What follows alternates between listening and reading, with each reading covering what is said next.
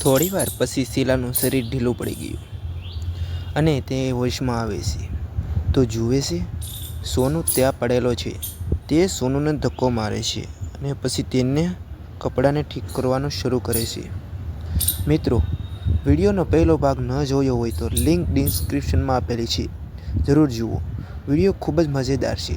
સોનુ ત્યાંથી ઊભો થાય છે અને શીલા મેડમની બાજુમાં ઊભો રહે છે અને કહે છે કે મેડમ, તમે અચાનક શું થયું? તમે આમ કેમ કરી રહ્યા છો? હવે મિત્રો, શીલા મેડમ આ સાંભળીને ખૂબ જ રડવાનું શરૂ કરે છે અને કહે છે કે સોનુ, આજ મારી માંદગી છે અને તેથી જ મારું જીવન સંપૂર્ણપણે નર્ક બની ગયું છે. હું આ રોગને કારણે ખૂબ જ અસ્તવ્યસ્ત રહું છું. હું સમજી શકતી નથી કે આ બધું મારી સાથે કેમ રહ્યું છે.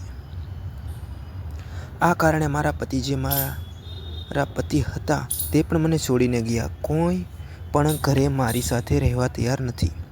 પછી મિત્રો, સોનુ શીલા મેડમને કહે છે કે મેડમ, હું જાણું છું કે આ બધું તમને શું થઈ રહ્યું છે અને રાત્રે તમારી સાથે આવું કેમ બનાવવાનું શરૂ થાય છે, કારણ કે તમારે એક ખરાબ આત્માનો પડછાયો છે. હું જાણું છું કે તે બધું કેવી રીતે સારું રહેશે. હવે મિત્રો, આ સાંભળ્યા પછી શીલા મેડમ ખૂબ જ આશ્ચર્યચકિત થઈ ગયા, કારણ કે કોઈ પણ વ્યક્તિ તેની સામે ઊભું થયું ન હતું. જ્યારે તેની માંદગી ઉભરાતી તો દરેક જણ તેને છોડતું અથવા તે ઓરડામાંથી ભાગી જતું, પણ સોનુ તેની સાથે ઊભો હતો. હવે શીલા મેડમ આંખો બંધ કરી અને તેના પર વિશ્વાસ કરવાનો શરૂ કર્યો. તેને વિશ્વાસ હતો કે શીલા મેડમ સોનુને કહે છે કે તમે મારા રોગ વિશે કેવી રીતે જાણો છો. પછી મિત્રો, સોનુ કહે છે મેડમ, મેં બાળપણથી જ આ બધું જોયું છે. હું સાંભળી રહ્યો છું અને શીલા મેડમ સંપૂર્ણપણે આશ્ચર્યચકિત થઈ ગઈ અને સોનુ કહે છે, સોનુ, તમે આ બાળપણથી કોને જોતા આવ્યા છો? તો તે કહે છે મેડમજી, મારું ઘર યુપીમાં છે અને મારા પિતા ભુવા છે. સવાર થતાં જ મારા દરવાજા ઉપર આવા ઘણા બધા લોકો આવે છે અને મારા પિતાજી તેને ઠીક કરે છે અને તેમને ઘરે પાછા મોકલે છે. જ્યારે મેં તેમને આ બધું કરતા જોયા, હું સમજી ગયો કે દુષ્ટ આત્માનો પડછાયો તમારા ઉપર છે. મેડમ, હું બાળપણથી જ આ બધું જોતો રહ્યો છું, તેથી જ હું તમારાથી ડર્યો ન. પણ મેડમ, ચિંતા કરશો નહીં, તમે ખૂબ જ ઝડપથી સ્વસ્થ થઈ જશો. હવે મિત્રો, જ્યારે શીલા મેડમ આ સાંભળે છે ત્યારે તે સાંભળીને તે વધુ રડવાનું શરૂ કરે છે.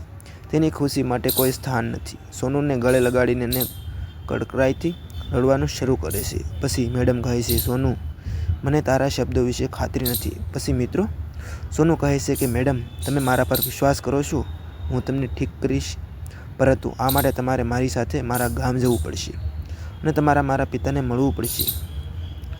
હવે મિત્રો, મેડમ કહે છે કે તમે મને જ્યાં લઈ જાઓ, હું તમારી સાથે આવવા માટે તૈયાર છું, પણ તમે મને છોડતા નહીં. પછી મિત્રો, સોનુ કહે છે કે આ સ્થિતિમાં તમને જોયા પછી હવે હું તમારી સાથે તમારા પાસેથી નહીં જાઉં ત્યાં સુધી હું તમને આખી જિંદગી તમારી સાથે જ રહીશ. હવે આ રીતે મિત્રો મધરાત પસાર થઈ જાય છે તો શીલા મેડમ સોનુને કહે છે કે સોનુ, તારે મારું એક કામ કરવું જોઈએ. મારી બાજુમાં પલંગ મૂકીને સૂઈ જા. જો તું મારી સાથે રહીશ તો હું ડરીશ નહીં. આવી રીતે જ્યારે 18 થી 20 દિવસનો સમય પસાર થાય છે અને જ્યારે નવરાત્રિનો મહિનો શરૂ થાય છે, ત્યારે મિત્રો સોનુ શીલા મેડમને મહારાષ્ટ્ર મુંબઈથી તેના ગામ યુપી લઈ જાય છે અને પછી મેડમ વિશેની બધી વાતો તેના પિતાને કહે છે. તો મિત્રો, જ્યારે તેના પિતા શીલા મેડમને જોવે છે ત્યારે તેને કહે છે કે આ રોગ ખૂબ જ ગંભીર છે અને બાળપણથી જ તમને આ રોગ છે. ભલે શીલા મેડમ કહે છે કે હા, તમે એકદમ સાચા છો, હું નાનપણથી જ અસ્વસ્થ છું. જ્યારે મિત્રો સોનુના પિતા તેને કહે છે કે આ માટે 5 દિવસ તમારે અહીંયા રોકાવું પડશે. અહીં પૂજા થશે, તંત્ર મંત્ર થશે અને તમને બરાબર થઈ જશે. પછી શીલા કહે છે કે હું તમારા ઘરે કોઈ રીતે 5 દિવસ રહીશ. હું ફક્ત ઈચ્છું છું કે હું કેવી રીતે સ્વસ્થ થઈ જઈશ. જો હું ઠીક થઈ ગઈ તો મારા જીવનનો સૌથી મોટો હેતુ પૂરો થઈ જશે. મિત્રો, આ રીતે સોનુના પિતા યુપીના મોટા ભુવા હતા. મિત્રો, વાર્તા તમને પસંદ આવતી હોય તો લાઈક કરી દેજો અને ચેનલને સબસ્ક્રાઈબ કરી દેજો. તો મિત્રો, તો તેનું નામ આખા ગામમાં ઘણું જાણીતું થઈ ગયું હતું અને તેના ઘણા લોકોને સુધાર્યા હતા. તેથી મિત્રો આ જ રીતે શીલા મેડમ તેના ઘરે 5 દિવસ સુધી રહે છે. નવરાત્રિના મહિનામાં પૂજાપાઠ કરી સોનુના પિતા તેના પરસાઈઓ તેનાથી શરીરથી દૂર કરે છે. અને જ્યારે શીલા મેડમ તેના વાસ્તવિક સ્વરૂપમાં આવે છે ત્યારે ખૂબ જ રડવાનું શરૂ કરે છે, કારણ કે બાળપણથી જ તે પરસાઈઓ તેને પકડી રાખતું હતું અને તે ઈચ્છે છે કે તે પ્રમાણે મેડમ સાથે કરતો હતો. પરંતુ મિત્રો જ્યારે તેને શીલા મેડમના શરીરને છોડી દેશે ત્યારે શીલા મેડમ તેનું શરીર ખૂબ જ હળવું લાગે છે. આ રીતે શીલા મેડમ સોનુના પિતાને ખૂબ જ આભાર માને છે અને તેને 1 લાખનું ઇનામ આપે છે. તેનું સૂટેલું ઘર પણ બનાડાવે છે અને મિત્રો શીલા મેડમ સોનુનું આખું જીવન બદલી નાખે છે. હવે આ રીતે સોનુ ફરીથી તેના મેડમ સાથે મુંબઈ જાય છે અને તે મેડમ સાથે તેના ઘરે હસી ખુશી રહેવાનું શરૂ કરે છે. જ્યારે એ સમય ધીરે ધીરે પસાર થાય છે ત્યારે શીલા મેડમ સોનુના પ્રેમમાં પડે છે. જ્યારે બંને લોકો એક જ મકાનમાં રહેવાનું શરૂ કરે છે, એક સાથે રસોઈ કરે છે, ખાય છે, તો સોનુ પણ શીલા મેડમના પ્રેમમાં પડી જાય છે.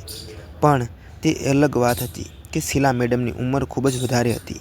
તે સોનુ કરતાં 26 વર્ષ મોટી હતી. જ્યારે મેડમ સંપૂર્ણ રીતે સાજી થઈ જાય છે તો 3 વર્ષ પછી શીલા મેડમ સોનુને ઘર જમાઈ બનાવી અને તેની સાથે લગ્ન કરે છે અને તેની સાથે હસી ખુશી રહેવાનું શરૂ કરે છે અને તેની સાથે હસવા લાગે છે, કારણ કે જ્યારે મેડમ 25 વર્ષની હતી ત્યારે તેના પર આ પડછાયો આવી ગયો હતો અને શીલા મેડમના માતાજી 25 વર્ષની હતી ત્યારથી તેને ઘણી જગ્યાએ સારવાર કરાવી હતી.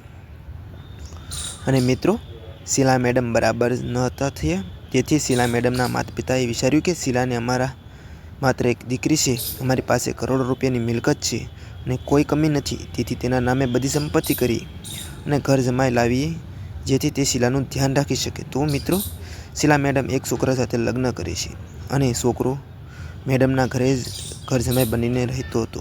પરંતુ તેની માંદગી જોઈને તેનો પતિ ખૂબ જ ડરતો હતો. આ કારણોસર તે છોડી દીધી અને ત્યારબાદ શીલા મેડમ તેના ઘરે એકલા હતા અને થોડા દિવસો પછી તેના માતા પિતા પણ અવસાન પામી ગયા હતા. ત્યારથી શીલા મેડમ સંપૂર્ણપણે એકલા જ થઈ ગયા હતા. પછી સોનુ મેડમને સંપૂર્ણ રીતે ઠીક કરે છે અને પછી શીલા મેડમ સાથે લગ્ન કરે છે. પછી ઘરે હસતા હસતા તેના ઘરે રહેવાનું શરૂ કરે છે. મિત્રો જોવામાં આવે છે તો સોનુનું નસીબ પણ સારું હતું. તે કરોડોની મિલકત મળી આવી હતી, પૈસા સંપત્તિ મળી ગઈ અને પત્ની પણ મળી ગઈ. મિત્રો તો તમને આ વાર્તા કેવી લાગી? અને આ બધું સારું થઈ જતા તેના જીવનમાં કોઈ વસ્તુનો અભાવ ન રહ્યો. તો મિત્રો આજની વાર્તા આટલી જ હતી. જો તમને આ વાર્તા પસંદ આવી હોય તો ચોક્કસ અને કોમેન્ટ બોક્સમાં જણાવજો અને વિડીયોને લાઈક કરી દેજો અને ચેનલને સબસ્ક્રાઈબ કરી દેજો.